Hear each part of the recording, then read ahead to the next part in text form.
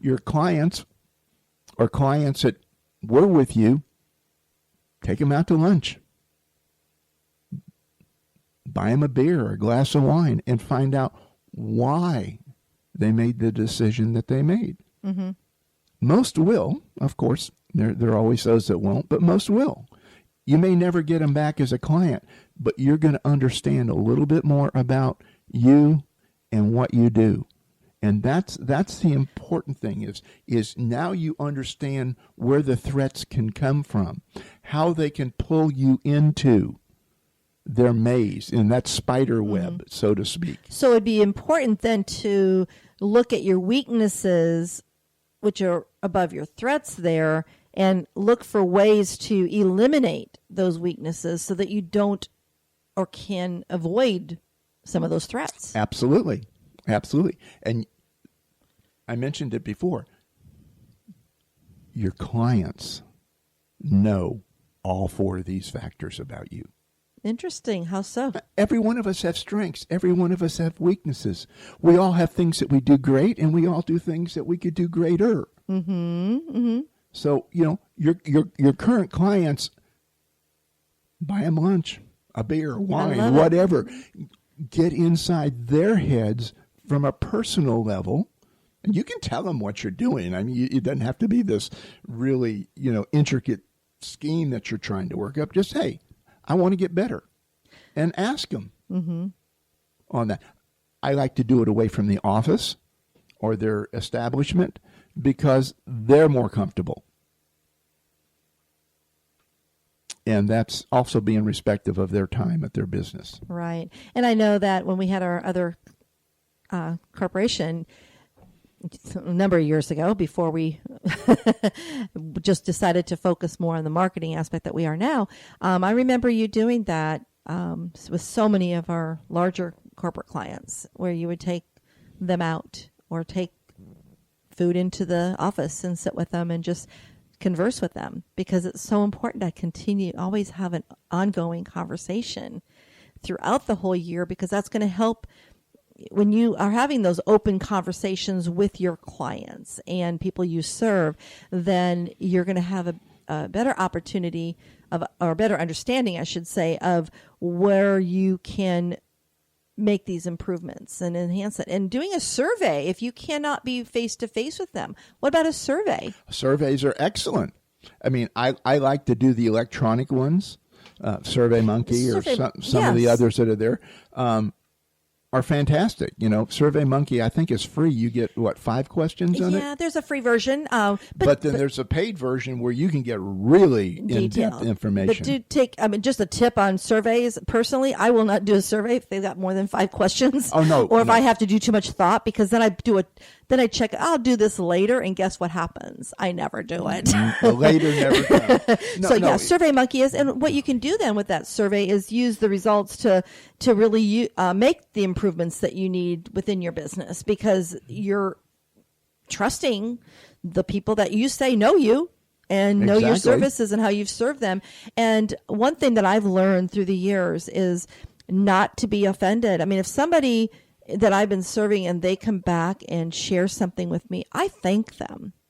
It lets me be more aware of what I need to change or to make a tweak on so that I can serve better.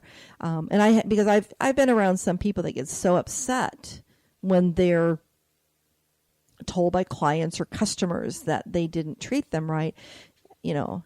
I've heard them vent, and I've used it as a growth, something for me to really grow from and become better at being a servitude, because that's what we're in business for, is to serve others. Absolutely. Myself anyway. Well, that's what everybody should do, on putting that together. Even if you're, you don't have to be on a consulting side or coaching side. You can be on the retail side. You can be on any side that there is in business. We all serve somebody. Mm-hmm. Even governmental agencies, even though we sometimes don't think so, are there to serve. Oh, yeah, definitely.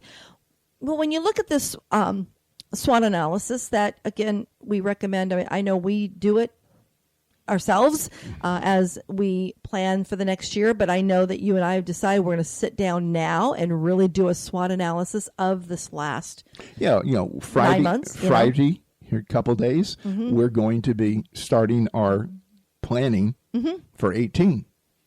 The first thing is making some mid-course corrections for Q4, and then we're into 18 and planning for Q1 and the whole year. But we do the detail planning in Q1, and we put down bullet points on what we want to do for 2, 3, and 4.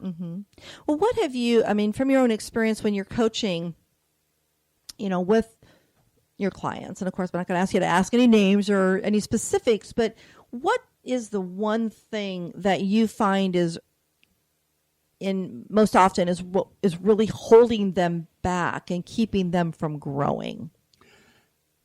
This is going to shock a number of people. It's their business plan.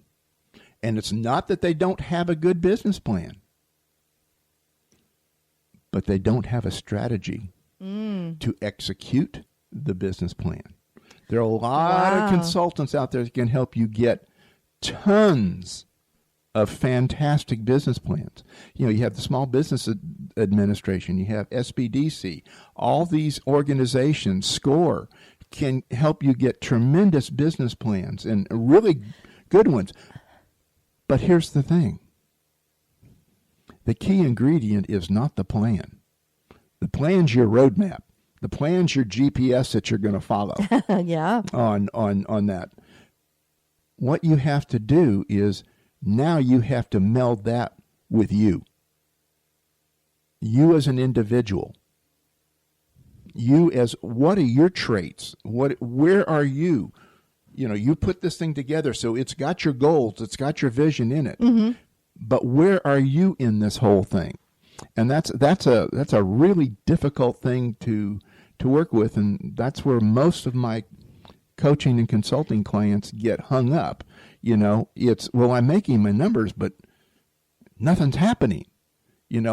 So it's one of those things where you're doing good on the bank account side, but there's no energy, there's no drive. There's just a malaise that sets over you, like you're just doing the same thing. So what you do there is you gotta start charging. You got to put the energy back under you. You got to get the drive. And the best thing to do that is have a talk with yourself in the mirror. I was going to ask you, so what is some of the, I know that, journaling, affirmations, you hear all this stuff, but really what works? Because I know last week, for example, with ourselves, especially myself, I really, I had my air conditioning back. I had power back. And yes, Jeff, our producer, did get his power back. That day last week, from last Wednesday night, he got his power back. He has the power. But during last week when we actually had all this, I really felt fuzzy. I felt more foggy than I did the week before. And I was really trying to do those pep talks, you can do this, Cheri. You can get that momentum back and get going. But there's two causes. One of them is physical, and that's the hurricane effect itself. You get the pounding rain, the wind that's just whistling by. You have the fear of not being able to know what's happening out of the environment that you're in. Whether it's your home or whether you're a shelter, doesn't matter. Your routine, your life is now been shattered. Yeah. Okay? What the malaise was last week is we're trying to put the pieces back together. Okay? So in putting those pieces back together, it's what's going to put you back together, because you're the only one that can put the pieces out. You know what order they go in. So you have to put that together from that standpoint, and you start working out of it. I think probably most of this area of Florida was in the same malaise that everybody else was going through. But this too shall pass. Don't focus on it. Focus on winning. I love that. Focus on what are you going to do, and then charge. And I'm not talking about mentally charge. Physically charge at it. go do something. Even if it's wrong, you did something, now fix it. Well, as you say, nothing happens. And I'm not talking about anything bad, folks. Don't go there. But just go do something. Well, I've often heard you say this, nothing happens until first an action is taken, until you take action, because, and that's what you said, the business plan is there, but there's no strategy to implement that business plan. And to implement it, you have to have an action. You have to have steps, processes, So what are some of the things that you recommend right now to get some momentum going for your business if you are a little stagnant, or if maybe you're content, but who could be content with just making the same amount of money? Don't you want to make more? I mean, don't you want to be able to provide more services and provide more solutions for people? Yeah, the first thing is get down and redefine your purpose. Maybe it's changed a little bit since Irma.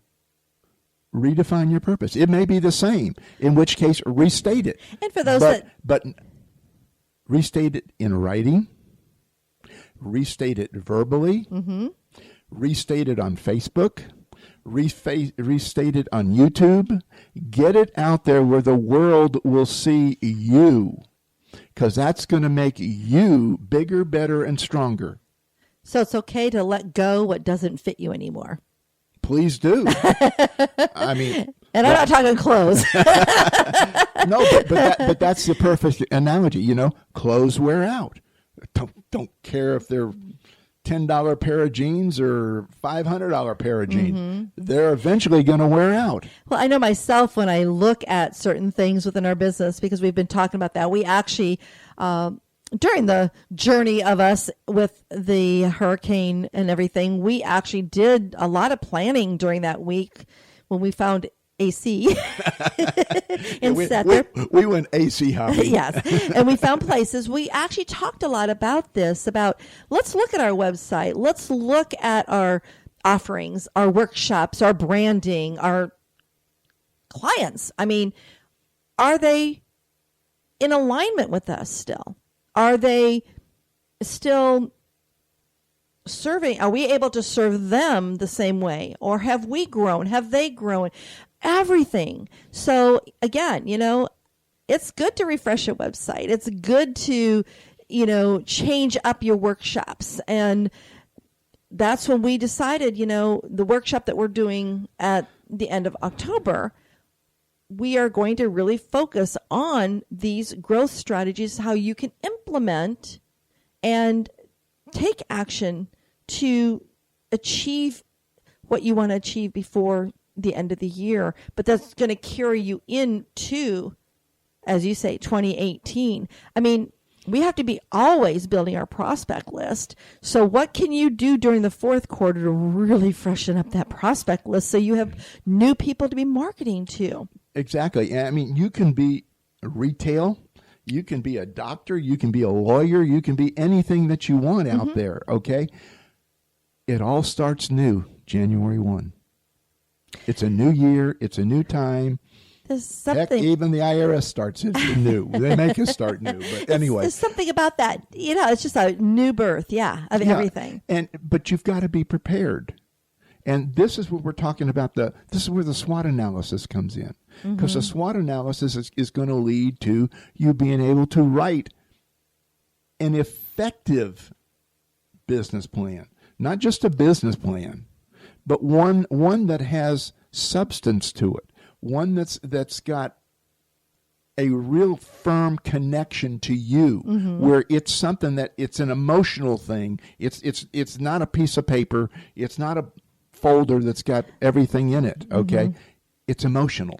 And I know what your theory of a business plan is. I know when we write our business plan, you don't write it so that it's just a stack of papers. Ours is short. It may be 2-3 pages sometimes. We use a whiteboard and we post things. We do our SWOT analysis, which we're going to be doing this weekend, and we put things up there, and that generates our business plan. However, we don't rewrite it every year. We enhance it. We remove. We add. So those are the things that, we have been able to take and use to help us keep our momentum.